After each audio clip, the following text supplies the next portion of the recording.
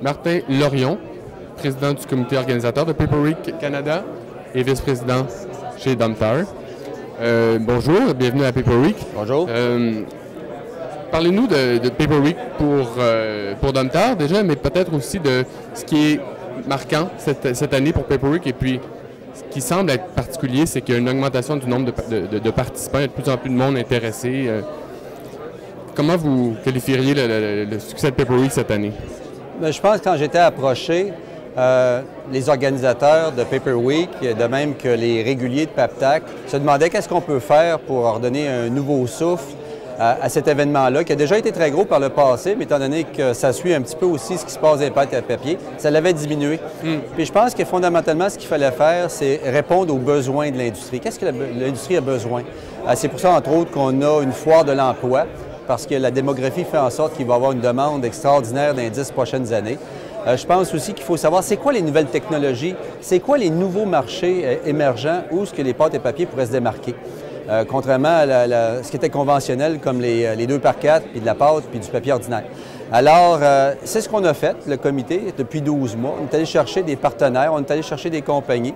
Et je pense que ce qu'on voit cette année, c'est une belle effervescence. Je pense qu'on devrait doubler à toute fin pratique ce qu'il y avait comme participants l'année passée. C'est ce qu'on voulait. C'est une année charnière.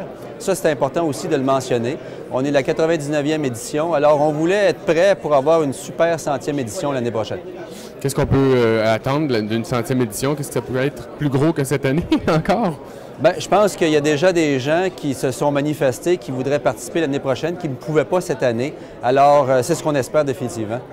Et puis, parmi les besoins spécifiques de l'industrie, là, vous avez parlé d'une foire de l'emploi qui est une première pour Paper Week. Est-ce qu'il y en a d'autres en termes, par exemple, il y a un symposium sur le bioraffinage qui prend quand même une place importante ici à la conférence? Effectivement, il y a le symposium. Il y a aussi des sessions d'affaires qui étaient moins présentes par les années passées. Puis ça, c'est très important. Dans les sessions d'affaires, on parle d'économie, on parle de marché, on parle de tendance et on parle de qu'est-ce qu'on peut faire comme industrie pour aller vers ces tendances-là et répondre aux besoins du marché, non pas nous autres être dans une stratégie push, pousser nos produits puis espérer qu'on les vende. Qu'est-ce que vous voulez sur la planète, puis on va essayer de vous le faire. Intéressant. Pour l'instant, est-ce qu'il y a quelque chose de particulier qui vous a marqué? Parce que même si on organise le tout, on a des surprises qui nous plaisent, qu'il y a des conférenciers intéressants à venir ou passer. Bien, les deux, ça reste tôt dans l'événement. Je pense qu'on est en plein milieu à toute fin pratique et ce que je remarque, c'est le réseautage qui me rappelle les belles années de Paper Week. Énormément de monde qui se parle et qui discute business. Ça me fait plaisir. Excellent. Bien, écoutez, bonne semaine. Merci beaucoup. Merci. Bonne journée.